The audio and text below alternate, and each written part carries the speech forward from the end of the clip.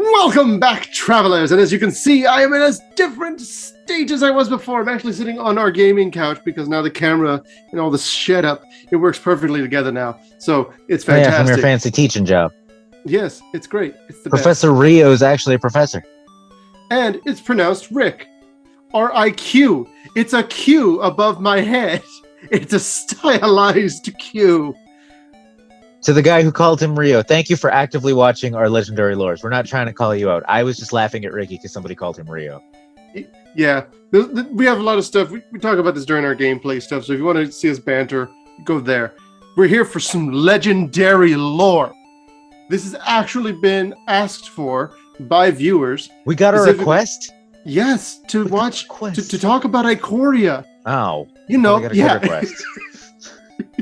So, Ikoria released a ton of legendary creatures into the world because they had a commander set focused on the Ikoria stuff. The problem is that almost all of them are just a bunch of little blurbs. So, we're going to be telling you guys over the next few episodes, next 5 or so, we're going to talk about all the legends and talk about the small story that they had concerning them all. So, let's jump right into it, starting with the Zagoth Trio. So the Zagoth Triome is the blue, black, green segment of the area where there's a lot of nightmares, beasts, and elementals. The whole idea was that each color each different color was connected to a different kind of creature type. And so the black nightmare, green beast, blue elemental, put it all together, you get Brokkos. And Brokkos is basically supposed to be just this giant apex monster. And it's supposed to be like the oldest thing ever. And it's like it's super slow. It just kind of methodically goes from place to place. It doesn't seem to be able to die. And the seasons literally go with Brokkos' movements. And it's like he's so massive that people don't know if it's because Brokkos is causing the seasons to change or if he just follows them. Like they don't know which way it goes, and like it's just like this huge, impossibly large being. And it's after Brokkos that we get to our next blue, black, green little guy. His name is Otrimi, the ever playful. Now that sounds delightful. It is, but what's crazy is that Otrimi is not simply a nightmare beast. It appears, based off of its design, according to Vivian, who's like cataloging these creatures. Your favorite person. Yeah, we'll get into her. We'll cover her in another episode where I will tear into the lunacy that is Vivian's heroics. But for the moment, let's continue talking about Otrimi. Otrimi is basically just a baby version of Brokkos, apparently. And that's lame. Well, I mean, the thing is that instead of being like really slow and stuff, this is just like a very active, like kind of thing. And so one day they expect it'll get big enough to the point where it will start to try and fight Brokkos because they're the same species. And so it would, once it's a more, I guess, vibrant creature, it'll be able to actually stand up to him because they're both 6/6s. But Otrimi just doesn't have any like intent of dealing with them. But eventually, okay, I kind of like that. Yeah, we'll eventually possibly get a clash of these titans, of like the oldest and then like the new blood, basically. Next up in the whole Sultai Triome, Zaxara, the Nightmare Hydra, which, as you can see, the Nightmare part black, Hydra green, blue. So the whole idea behind Zaxara is, I'll just read what it says here. Lurking among the peat bogs of Indatha. So it actually lives in Indatha, but it is Sultai colors. Zaxara is a many-headed nightmare hydra that oozes toxins from every pore. Ooze. Its vivid coloration serves as a warning to any creature that might want to take a bite out of it. Only other hydras seem immune to its toxins, sometimes coating themselves in puddles of its leftover poison to make themselves even more dangerous. And so the idea is that whenever you cast whenever you cast a spell with X in its mana cost, Zaxara will allow you a chance to create a 0/0 token that gets X plus encounters. So every time he casts an X-Spell, Hydra suddenly appears. And so Zaxara is like a Hydra Lord, basically. Just Hydra birthing Lord. them. Hell Hydra. And so yeah, those are the 3 legends from that particular area. And now we come to the Ketria Triome, which is basically controlled by Illuna, a beast elemental dinosaur. Because as we mentioned, green-blue, beast elemental, but the red part, dinosaur, which makes it so much more interesting. So It does. yes. Dinosaurs. Dinosaurs. So the idea Buddy, is that dinosaur. So the idea behind this one is that it apparently is able to change the logic of the world around it. And so it can actually, what it's described is weaving dreams. That's why it's called the apex of wishes. And it can grant wishes for people. And Vivian Reed, once again, Vivian shows up. She actually saw Illuna and could, like, from where she was, from her vantage point, where she thought she was covered, she felt like Illuna was looking directly at her soul. And apparently... And you're just like, but it's Vivian Reid, so she doesn't have a soul. She's the worst character in Magic and whatever else Ricky would say. So, next up in this list is Kalamax. Kalamax the Storm Sire. And we have a friend, he actually has a Kalamax deck, and it was pretty cool. So the idea is that this guy in particular just kind of, I'll just read what it says, that it is capable of unleashing torrents of earth-shattering lightning. And it can literally power/demolish a city with the amount of power it lets out on a daily basis. Yay. And it is capable of just leveling mountains. Like if it's walking and it's like, I don't really feel like going up this mountain, and everything's gone. It's like, cool, okay. And then we have Xyris. So Xyris is basically a giant flying snake leviathan that likes to eat people. And that's the basic idea is that Xyris keeps attacking the flying cities that are in the Jeskai controlled area. And that's the entire deal is Xyris just eats people and entire balloons, and they're trying to fight it off. It's like an arms race kind of deal. That's the entire thing for Xyris. Indian Datha Triumph, it's your boy Nethroi. And so the idea behind Nethroi is, again, looking at the color combination, the Nightmare Beast part is the black-green, while the white part is cat. So we'll get to see a bit more cat stuff in the next few characters. That said, when you look at the setup for this guy, they're basically just I guess you could say a necromancy-based monster. I'll read what it says here. Nethroi creeps through the buzzing frondlands, surrounded by the souls of long-dead creatures that hear its call, while thanks to its breath, their rotting carcasses lurch out of the muck in a terrifying mockery of life. So it's literally just surrounded by an army of the dead. Both their souls and their corpses just kind of going around. And so that, in addition, Nethroi has an ability where if it eats something, like if it eats someone, it actually eats their soul and erases them from existence. That's not shown anywhere in the actual card. It's got death touch. I wish that was shown in the actual card. That's amazing. It's terrifying. Like if there's an actual creature that did that, I'd be like, cool, I'm never gonna go there. That's the kind of thing you'd find in Australia. Yeah. This giant cat nightmare beast. It's like, good day, mate. I'm out. I'm sorry. I can't do it. I'm out.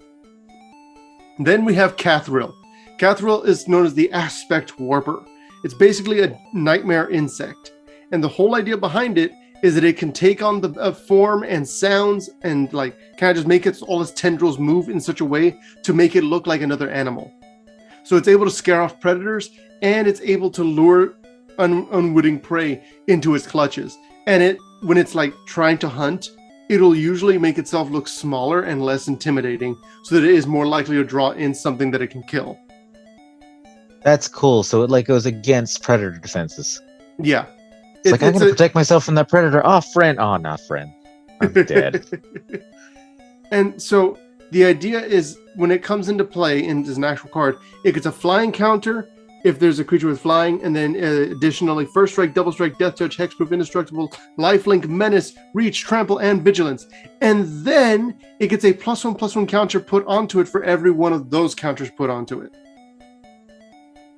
So with like say the new Vorinclex, this thing can get out of hand fast because it would get double flying. Oh. Well, yes, actually. Because of the fact that it would have 2 flying counters put on it, it would then get 2 +1 counters specifically for that.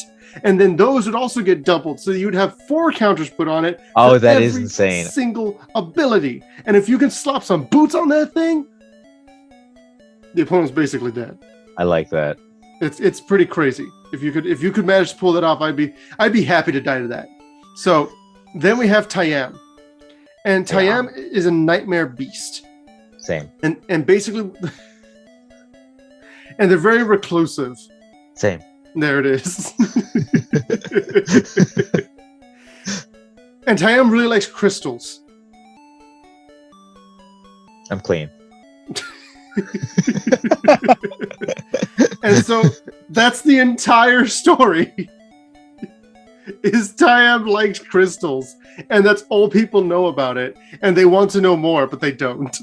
So it's just Walter White. I get it. We have to cook. Joe, we have to cook. Okay, Joe. So in the Rogrin Triome, you know which one Vadrok is, right? The Jeskai colored one? Yes. So could you tell me what creature type it has? That would be elemental cat dinosaur. You're correct. It looks like a dragon. It breathes fire like a dragon, but it's not a dragon, Joe. Obviously, it's an elemental dinosaur cat. I'm probably putting a picture of Charizard when you go on there. You know Charizard probably is an elemental dinosaur cat. Yeah. So basically the idea is that Vadrok lives in the Shroka Peaks, which are basically just these giant mountain peak things, right? Tall rocky columns that it's on top of. And it will go anywhere it feels like and hunt, including Ketria. And Vivian thinks that it might actually be the apex of apexes as far as its hunting grounds. It goes further. And this is literally the smallest one out of all the 5 apexes. It doesn't have haste. It doesn't have any big moves. It doesn't have anything really like that. It's a more cunning, more vicious creature. Oh, it's Kobe Bryant. Yeah. So basically, the idea behind Vadrok is that it used one of its blasts of magical fire to destroy an entire city. Remember how Nethroi had an effect where if it ate something, it erased the soul from existence? Yes. And how, if you looked at Brokkos, it was basically an eternal creature. Uh-huh. And then if you looked at Illuna, it could rewrite the very fabric of the universe. Are the apexes Infinity Stones? That's the idea. It's like they're just insanely overpowered. And none of them do what they says in their card. I think it would be hard. I don't think this Ikoria set was that well done. So here's the of Vadrok. It burned the city to ash and erased all memory of its existence by destroying it. Okay. It's like, yeah. How'd this crater get here? Oh, it's just always been here. Yeah, exactly. How's this? Like, not that I know. Like, Vadrok just went on a rampage one day, and then boom, it's over. It's like, what? And then we have Akim, the soaring wind. Akim! So here's what's cool about Akim. It's a bird dinosaur, right? Yes.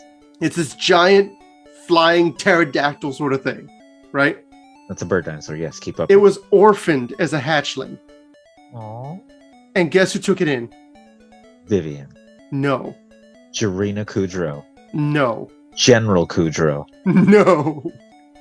Winonta, join our forces. I'm going to just tell you. It was a bunch of little birdies. Okay, I was just going through the legendary creatures I knew. A bunch of tiny little birdies befriended and adopted Akim, this giant, terrifying dinosaur when it was a hatchling, and it just kind of grew. It's the whole elf situation where it's like, if he doesn't realize he's not an elf by now, I don't think he ever will. That like, Akim flies among the birds and has become their leader and leads this flock of normal birds on raids and assaults places with. Is he like super protective of the birds too? Just like somebody tries to hunt the birds, just like, that's my family. We're going. Akim's like, you don't hunt birds, birds hunt you. It's like, I was just hunting that bird. I am a bird. I am the bird. So in the Savai triomes, where everything is like plains and slightly swampish, maybe a little mountainy, you have the greatest of them all, King Caesar, Snapdax. Yes, Snapdax is a dinosaur cat nightmare with double strike, and is really, really cool because, obviously, it's described by Vivian as being the perfect twisted justice. Because remember how all these other guys have been really crazy with having specific effects? Yes. This guy's craziness is the fact that he's basically a serial killer. It keeps trophies of every human it's ever killed. Oh no. And there's a literal cavern full of skulls. And it's apparently so fast that Vivian needed to be on a monster sword to get away from it. Like, you know, those massive dinosaur things? Yes. And so this thing is super smart, like insanely smart, and can destroy anything. It destroyed a ton of settlements in the past, and that's the reason you have the town of Draneth. It's also the reason why all the legends in the red, white, black one happen to also be human. Snapdax was the only he's a legendary creature from the main set. The commander set itself, the red, white, black one, is all humans. That said, there's still one more monster that we're going to cover. We're going to get into more about the humans in the next episode, but for right now, we're just going to talk about the monster Yidaro. The best one. Yes, Yidaro, also known as Doom Inevitable. So, Joe, do you remember Yidaro's creature type is? Dinosaur turtle. It is a dinosaur turtle. And I love the idea behind him because he's an 8/8 with haste. And you can keep giving the opponent a peek of him by cycling, right? Mm-hmm. I'm just going to read what it says here. The monster is easily distracted. His attention tends to wander, but if he ever focuses his attention on something, he will obliterate it. That took a turn. Yeah. And apparently Vivian was like watching it and was like, oh, look at that peaceful, gentle giant. And then there's like a loud scream in the distance, and Yidaro just like turned and bolted. And it's this massive monster. It's just like, how did it move so fast? Like, I like to think that if Yidaro really wanted to, it could take out any of the other apex predators. It just doesn't care enough, and it gets distracted easily. So, that was the monsters of Ikoria. We are going to get more into the companions, so the 10 companion legendary creatures, and we're also going to talk about the various humans and their partner creatures as well in another episode. But until then, Joe, go ahead and sign us out. I'm just imagining Yidaro and all the other apexes you told me about, them just coming at Yidaro and him just being like, who threw that piece of paper at me? Who blew that bubble? But Brokkos anyway. Like... Yeah, definitely look into these creatures. They are pretty cool. There's just not enough about them, in my opinion, but definitely find out what there is about them in this series. Go ahead and leave a like if you like the video, and subscribe to catch the rest of Ikoria, the legendary lore. Legendary lore! Legendary lore!